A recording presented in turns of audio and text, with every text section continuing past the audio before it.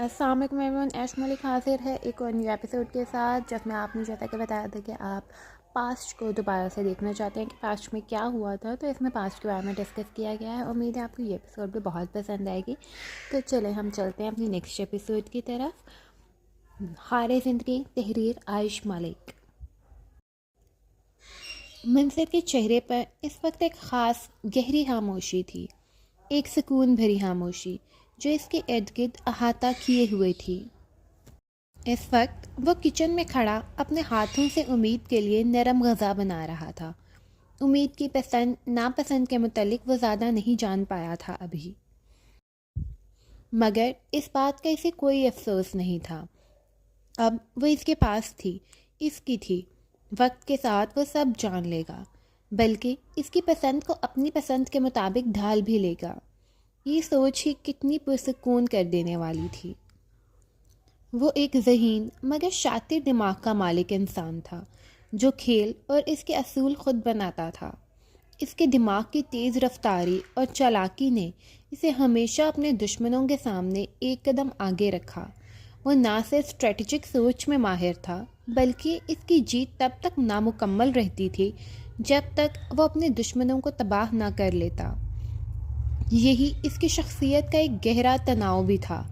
اس نے خود کو اتنا پیچیدہ بنا رکھا تھا کہ اس کو اس کے خاندان والے بھی نہیں سمجھ پاتے تھے۔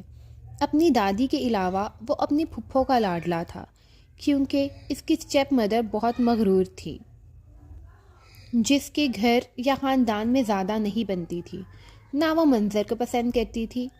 اس لیے وہ اس سب کے درمیان بہت ہی کم رہا تھا۔ اس کے دوسرے بہن بھائی بھی اس کی اسٹیپ مدر جیسے ہی تھے۔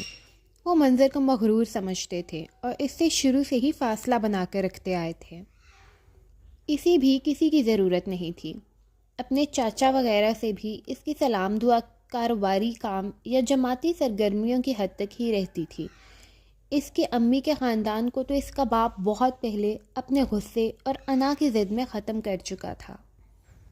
یہی وجہ تھی کہ وہ اپنے باپ کے خاندان سے بھی کبھی چاہ کر بھی ویسی اپنائیت نہیں رکھ سکا، نہ اپنی دادی کو وہ احترام دے سکا، کیونکہ اس کی امی کو یہاں کوئی پسند نہیں کرتا تھا، نہ اچھے الفاظ میں یاد کرتا تھا۔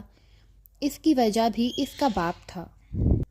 سب کی نظر میں جیسے اس کی امی نے بھاگ کر اس کے باپ سے شادی کی تھی، ویسے ہی اس کے باپ نے سب کے ذہن میں یہی ڈالا کہ وہ اپنے کسی آشنا کے ساتھ اس کے باپ کو چھوڑ کر بھاگ گئی ہے، جبکہ وہ شفاق انسان اس کی امی کی جان لے چکا تھا۔ وہ بچہ نہیں تھا، بہت کم عمر میں ہی اسے بہت ساری چیزوں کا علم تھا۔ ہاں، بس کچھ حقیقتیں تھیں جو اس نے اپنے باپ سے آخری دم اگلوائیں تھیں۔ اب کچھ رہ گیا تھا تو اس کی بہن، جس کو اس نے ڈھونڈنا تھا۔ اس کا دل ہمیشہ سے گواہی دیتا تھا، وہ زندہ ہے، بالکل ٹھیک سلامت کہیں موجود ہے۔ مگر ہزاروں کوششوں کے بعد بھی وہ آج اس کا کچھ پتہ نہیں لگا پایا تھا۔ وہ اس ہسپتال میں بھی کئی بار چھان بین کروا چکا تھا، مگر اس کی امی کی ڈیلیوری ہوئی تھی، وہاں کا CCTV کیمرہ خراب تھا، جو کہ اس کی امی کی ڈیلیوری سے 2 ہفتے پہلے سے خراب ہوا تھا، اور کسی نے اس کو ٹھیک کروانے کی زحمت نہیں کی تھی۔ اور اس ہسپتال کے باہر تب دور دور تک کوئی کیمرہ نہیں تھا، جس کی وجہ سے وہ کبھی کوئی سراغ نہیں ڈھونڈ پایا۔ مگر اس نے یہ کوشش پھر بھی ترک نہیں کی تھی۔ وہ چھوٹی سے چھوٹی انفارمیشن پر بھی غور و فکر کر کے چھان بین کرتا آیا تھا۔ اسے یقین تھا کہ ایک دن وہ اپنی گڑیا کو کہیں سے ضرور ڈھونڈ نکالے گا۔ جب اس کی امی غائب ہوئی تھی تو اس کے باپ نے اسے باہر بھجوا دیا تھا بورڈنگ میں، مگر وہ وہاں زیادہ عرصہ نہ رہ سکا اور بھاگ گیا۔ بہت کوششوں کے بعد بھی جب اس کا باپ اس کو بورڈنگ کے لیے نہیں منوا پایا تو اس نے منظر کو سزا دینے کے لیے اس کی پاکٹ منی بند کر دی۔ گھر تو اس کو رہنے کے لیے لے دیا، مگر ملازم یا کوئی دوسری سہولت نہ دی تاکہ وہ جلد ہی اپنی ضد چھوڑ دے، پر وہ بھی اسی کا بیٹا تھا۔ اسے اپنی امی کے بارے میں جاننا تھا، وہ کہاں ہے، کیسی ہے، اس کی ننھی پری جس کو لانے کے لیے اس کی امی ہسپتال گئی تھی اور ابھی تک واپس نہیں آئی، وہ دونوں کہاں ہیں۔ ان سوالات سے بچنے کے لیے اس کو باہر بھجوا دیا تھا۔ اس لیے وہ اپنے باپ سے بھی ضد لگا لگا کر وہ سب کرتا جس سے وہ منع کرتا۔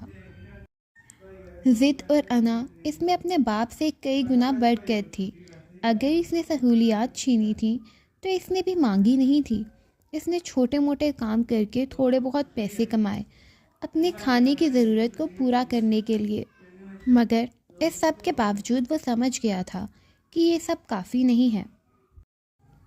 اس نے ایک ریسٹورنٹ پر پارٹ ٹائم کام کیا، جہاں اس کی محنت اور لگن کو دیکھتے اس کو وہاں کے شیف نے اپنے پاس کام دے دیا۔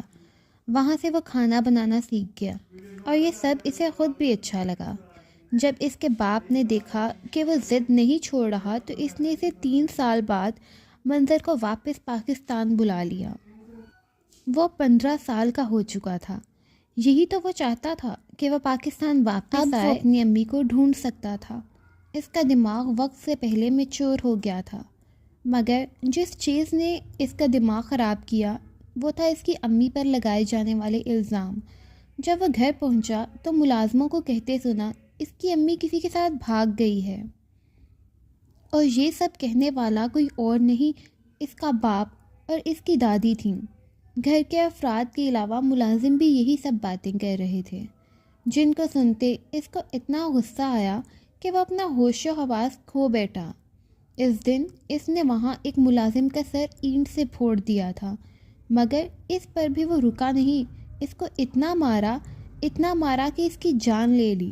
یہ اس کی زندگی کا پہلا قتل تھا جو اس نے کیا تھا۔ یہ سب کر کے اس کا دل گھبرایا تھا، مگر اسے ذرا دکھ نہیں محسوس ہو رہا تھا۔ وہ پرسکون تھا اس خیال سے کہ اب اس کا باپ اس پر غصہ کرے گا، شاید مارے گا بھی۔ مگر منظر کی امیدوں پر پانی تب پھرا جب اس کے باپ نے غصہ کرنے یا برا بھلا کہنے کے بجائے اس کا سراہا۔ بہت خوش ہوا اور خوشی خوشی سب کو اس کا کارنامہ بتا رہا تھا۔ وہ اس کو ویسا ہی تو بنانا چاہتا تھا۔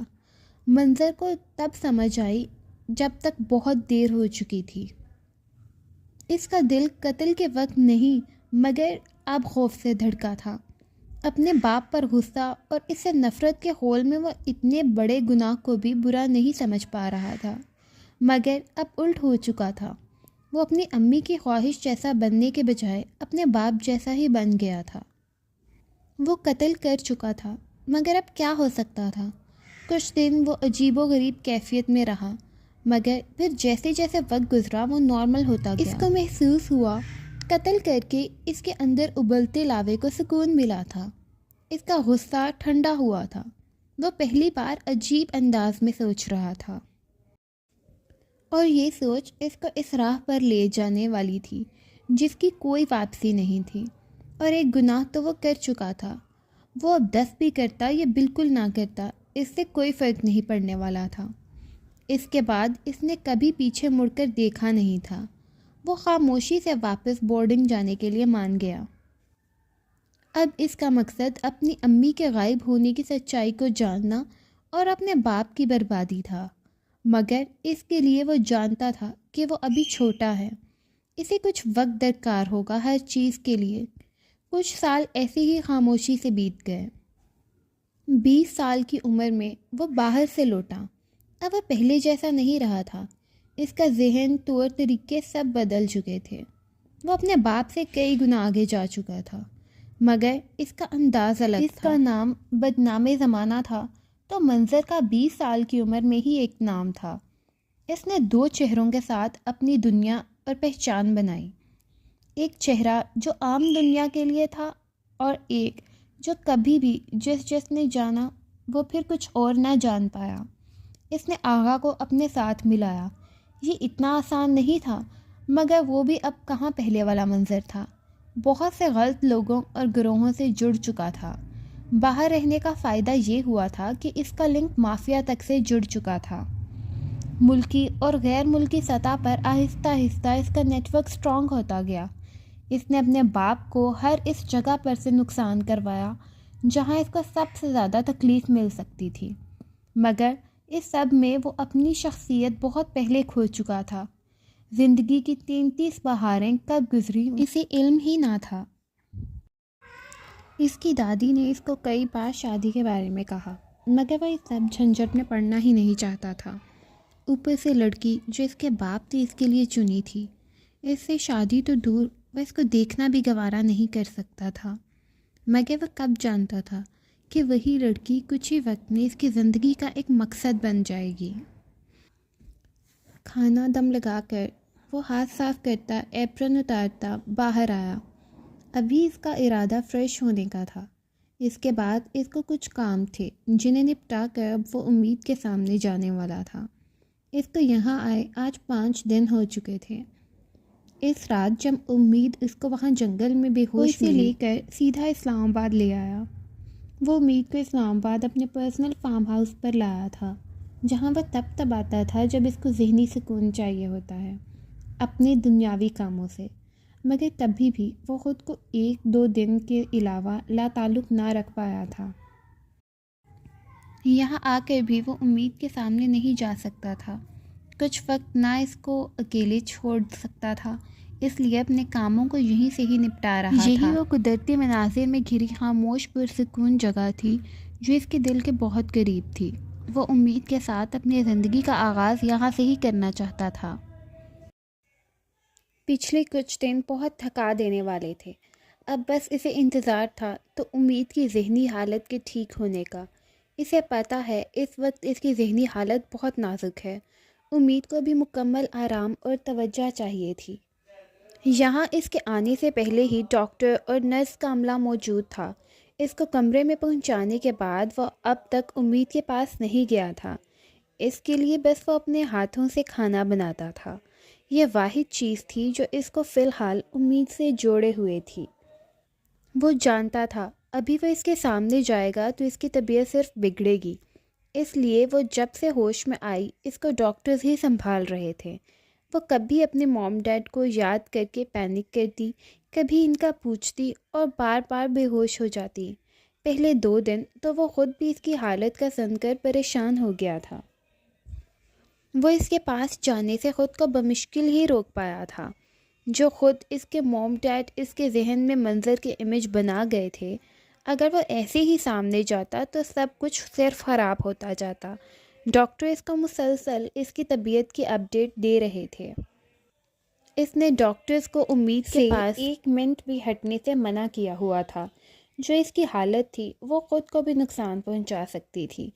2 دن بعد اس کے پینک اٹیکس کچھ کم ہوئے، اس کا بخار کچھ اترا۔ منظر نے ڈاکٹرز کو امید کی کسی بات یا سوال کے جواب دینے سے منع کیا ہوا تھا۔ یہی وجہ تھی کہ اب وہ اپنا غصہ کھانے پر نکال رہی تھی۔ کبھی کھانا پھینک دیتی، کبھی برتن توڑتی تو کبھی بالکل خاموش ہو جاتی۔ آخر کار 6 دن بعد کل اس نے بغیر کوئی ری ایکشن دیے خاموشی سے کھانا کھایا تھا۔ کوئی شور شرابہ نہیں کیا، نہ کچھ توڑا، نہ چیخی چلائی۔ ڈاکٹرز بھی اس کی اس تبدیلی پر شوق ہوئے پر خوش بھی تھے۔ 6 دن میں ہی اس نے ان کی زندگی اجیرن کر دی تھی۔ کل وہ سارا دن بس خاموش رہی، نہ کچھ بولی نہ کچھ پوچھا۔ جو کھانے کو دیا گیا اس نے کھا لیا۔ میڈیسن بھی بغیر پینک ہوئے لے لی۔ یہ تبدیلی دیکھ منظر نے بھی سکون کا سانس لیا۔ اس لیے آج فائنلی 6 دن بعد وہ محسوس کر رہا تھا کہ اب امید سے ملا جا سکتا ہے۔ فریش ہونے سے پہلے وہ امید کی اپڈیٹ ایک بار پھر لینے کے لیے اس کے کمرے کی طرف بڑھا۔ تبھی سامنے لیڈی ڈاکٹر کو خود کی طرف آتے دیکھ اسے روکا۔ سر، میڈم کو دوائی دے دی ہے، وہ اب آرام کر رہی ہیں۔ بخار تو اتر چکا ہے، طبیعت بھی کافی سنبھل چکی ہے، مگر وہ… ڈاکٹر کچھ رکی۔ کیا؟ منظر نے پوچھا۔ سر، وہ بہت بری طرح ذہنی تناؤ کا شکار ہے۔ خاموش تو ہو گئی ہیں پر سوتے میں بھی ڈر جاتی ہیں۔ نیند پوری نہیں لے پا رہی، بار بار ڈر جاتی ہیں، خوف زدہ رہتی ہیں، اس لیے نیند کی دوائی دینی پڑ رہی ہے۔ اور وہ نیند میں بھی بار بار اپنے موم ڈیڈ کو پکارتی ہیں، کبھی مدد کے لیے پکارنے لگتی ہیں۔ پہلے تو وہ ہم سے بھی بار بار پوچھتی تھیں، وہ کہاں پر ہے، یہ کس کا گھر ہے، وہ یہاں پر کیوں ہے؟ آپ نے جواب دینے سے منع کیا ہوا تھا تو ہم نے بھی کچھ نہیں بتایا، پر کل سے انہوں نے یہ سب بھی نہیں پوچھا۔ مگر مجھے لگتا ہے مزید اگر اب وہ پینک ہوئیں ان کی ذہنی حالت بری طرح سے متاثر ہو سکتی ہے۔ وہ کچھ نہ بولا۔ سر ایک اور بات ہے۔ کہو، وہ ہاتھ پیچھے باندھتے باری آواز میں بولا۔ جیسے ان کی کنڈیشن ہے، ڈاکٹر اس کے چہرے کو دیکھتی کچھ رکی، جیسے وہ منظر سے کچھ کہنے سے ڈر رہی ہو۔ ایکچولی مجھے لگتا ہے کہ ان کے ساتھ کچھ برا ہوا ہے۔ اس نے پچھلے 5 دنوں کی امید کی حالت کو ذہن میں لاتے تبصرہ کیا، جس کی وجہ سے وہ شاید ہوش میں آنے سے لے کر اب تک بار بار پینک کر رہی ہیں اور ان کی طبیعت مزید بگڑ رہی ہے۔ تم لوگوں کو یہاں جس کام کے لیے لایا گیا ہے وہ کرو۔ اس کے علاوہ تم سب کی آنکھیں کان سب بند ہونے چاہیے۔ غالباً میرے آدمی نے یہ بات بتا دی تھی۔ منظر نے قدرے طنز سے پوچھا۔ نہیں، میرا مطلب ان کو مزید کوئی سٹریس دیا گیا تو ان کا نروس بریک ڈاؤن بھی ہو سکتا ہے۔ میں بس اسی لیے کہہ رہی تھی۔ I am sorry. ڈاکٹر کچھ رکتی پھر جلدی سے سب بول گئی۔ کہیں وہ ظالم انسان اس کو بھی کچھ نہ کہہ دے۔ اتنا تو وہ سمجھ گئی تھی کہ وہ امید کے سامنے نہیں جا رہا تو کیوں نہیں جا رہا۔ یقیناً اس نے ہی کچھ کیا ہوگا، تبھی وہ خود اس کا سامنا نہیں کرنا چاہتا تھا تاکہ اس کی طبیعت خراب نہ ہو جائے۔ تم لوگوں کا آج سے کام ختم۔ اب سے جو ٹریٹمنٹ دینا ہوگا میں خود کروں گا۔ تم لوگ جا سکتے ہو۔ اور ایک قدم آگے بڑھا اور پھر رکا۔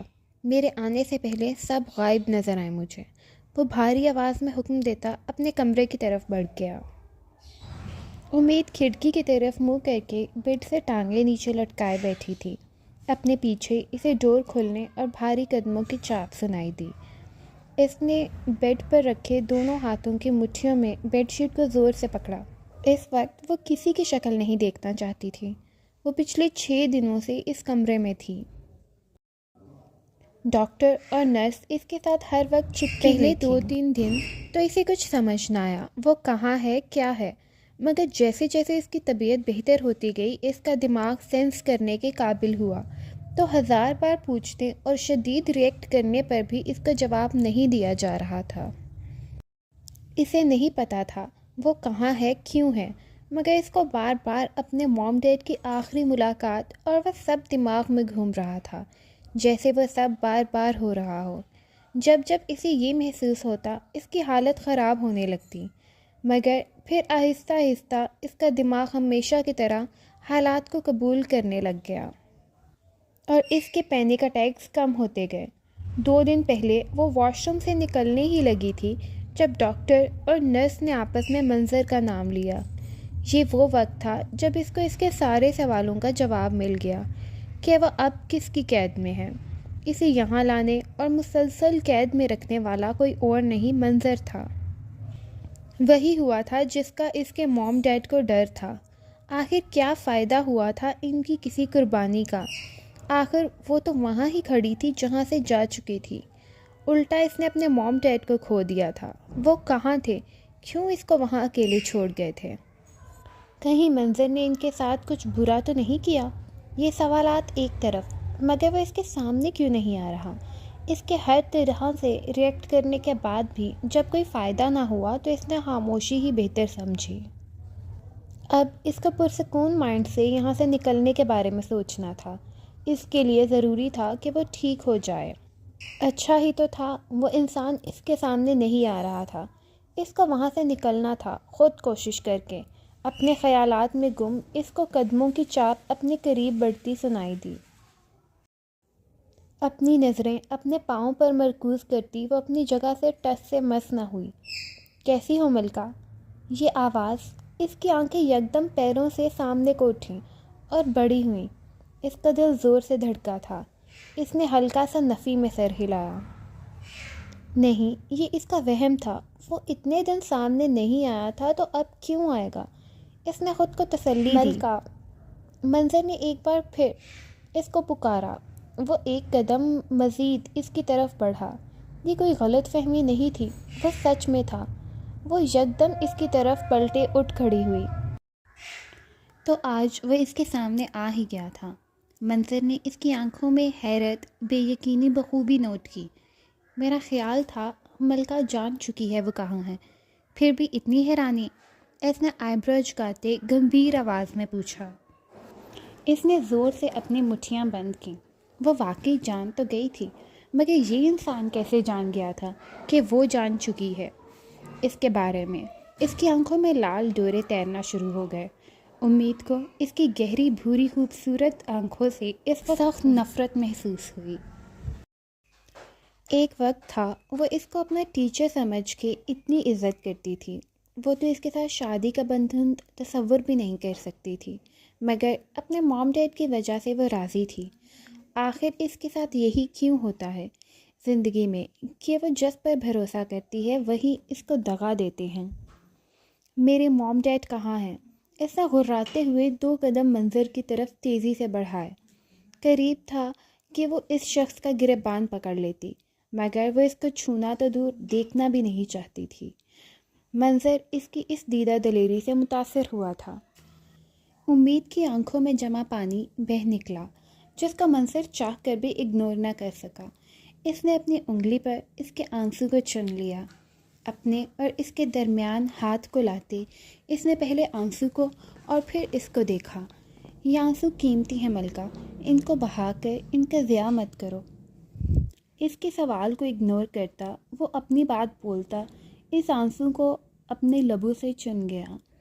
اس کی اس حرکت پر امید کا آپا مزید کھوتا رہا۔ اس نے نفرت سے اس کو دیکھتے اپنی آنکھوں کو بے دردی سے صاف کیا۔ منظر کو اس کی یہ حرکت پسند نہیں آئی تھی۔ اس کی کالی سیاہ جھیل جیسی گہری آنکھیں جو اس وقت غصے اور ضبط کے باعث سرخ ہو چکی تھیں، وہ غضب ڈھا رہی تھیں۔ کسی کا بھی ایمان ڈگمگانے کی طاقت رکھتی تھیں یہ آنکھیں۔ ان میں اپنے لیے نفرت دیکھ منظر نے اپنے لب بھینچے۔ میرے موم ڈیڈ کہاں ہیں؟ وہ پھر سے غراتے قدرے چیخی تھی۔ اس کا بس نہیں چل رہا تھا کہ وہ اس انسان کو مار ڈالے۔ پہلے کچھ کھا لو پھر بتاتا ہوں۔ اس کے اطمینان میں اب بھی فرق نہیں آیا۔ وہ آرام سے جا کر ٹانگ پر ٹانگ رکھتے صوفے پر بیٹھ گیا۔ ملازمہ دستک دے کر کھانے کی ٹرالی اندر لائی۔ امید مسلسل خونخوار نظروں سے اس کو دیکھ رہی تھی۔ اگر مجھے دیکھ کر ملکہ کی بھوک مٹتی تو واللہ یہ میری خوش نصیبی ہوتی۔ وہ اس کی یوں دیکھنے پر چوٹ کر گیا۔ امید نے نفرت سے اپنا چہرہ دوسری طرف پھیرا، اور یہ دوسری بار تھی جب منظر نے اپنے لب بھینچے۔ یہ سب اس کو قطعی پسند نہیں آ رہا تھا۔ ملازمہ کھانا نکال کر واپس چلی گئی۔ بیٹھ جاؤ اور کھانا شروع کرو، میں نے اپنے ہاتھوں سے بنایا ہے۔ انفیکٹ تم جب سے یہاں آئی ہو، کتنی ہی مصروفیت کیوں نہ ہو، تمہارے لیے کھانا میں نے ہی بنایا ہے۔ میں نہیں چاہتا میری ملکہ اپنی بیماری کی حالت میں ملازموں کے ہاتھ کا بنا کچھ کھائے، تو اب اسی بات سے تم اپنی اہمیت کا اندازہ لگا لو۔ امید کی آنکھیں نہ چاہتے بھی اشک بار ہو رہی تھیں، جنہیں وہ بار بار بے دردی سے رگڑتی صاف کر رہی تھی۔ وہ مسلسل ویسے ہی کھڑی تھی۔ بیٹھو امید، اب کے بار حاکمانہ لہجے میں کہا گیا۔ اس نے ایک نظر چہرہ موڑ کر منظر کو دیکھا، پھر کھانے کو، اور چلتی ہوئی ٹرالی کے پاس آئی۔ ہاتھ میں وہ پلیٹ لی جس میں ملازمہ اس کے لیے کھانا نکال کر گئی تھی۔ منظر بنا پلکیں جھپکائے اس کو دیکھ رہا تھا۔ امید نے کھانے کی پلیٹ لیتے ایک نظر پھر اس پر ڈالی اور زور سے اٹھا کے پلیٹ اس کے قدموں میں پھٹک دی۔ منظر کے ری ایکشن میں رتی برابر فرق نہ آیا۔ وہ ویسے ہی ٹانگ پر ٹانگ لٹکائے بیٹھے اس کو گھور رہا تھا۔ کھانا اس کی ڈریس پر بھی کافی گر چکا تھا، مگر پرواہ کسے تھی۔ امید نے اب طنزیہ نظروں سے اس کو دیکھا، جیسے اب کھلا کر دکھاؤ۔ منظر اس کے تاثرات پڑتا زیر لب مسکرایا تھا۔ وہ چھوٹی سی لڑکی اس سے ٹکر لے رہی تھی۔ اس نے اسپات میں سر ہلایا، مگر پھر یکدم اس کے تاثرات اسپاٹ ہوئے۔ سیما، اس نے دھاڑتے ملازمہ کو آواز دی۔ امید اس دھاڑ پر سہم گئی۔ جی صاحب جی۔ ملازمہ بوتل کے جن کی طرح دوبارہ ہانپتی کمرے میں حاضر ہوئی۔ یہ صاف کرو، مگر اس سے پہلے اپنی بیگم صاحبہ کے لیے دوبارہ پلیٹ تیار کر کے دو۔ ملازمہ نے اپنی سانسیں روکے پھرتی سے ویسے ہی کیا جیسے وہ انسان نہیں بھوت ہو، مگر یہ ہوئی دوسری پلیٹ بھی چکنا چور۔ ملازمہ نے ڈر اور پریشانی سے پہلے امید کو دیکھا، پھر اپنے صاحب کو۔ منظر اس کی دلیری سے بھرپور متاثر ہوا۔ دوبارہ تیار کرو۔ امید کو دیکھتے جو تاثرات نرم ہوتے، ملازمہ کو دیکھتے وہی سخت پتھریلے ہو جاتے۔ اور جاؤ پلیٹیں لے آؤ، لگتا ہے تمہاری بیگم صاحبہ کا دل ابھی بھرا نہیں ہے پلیٹیں توڑنے سے۔ سیما کی حالت رونے والی ہو رہی تھی۔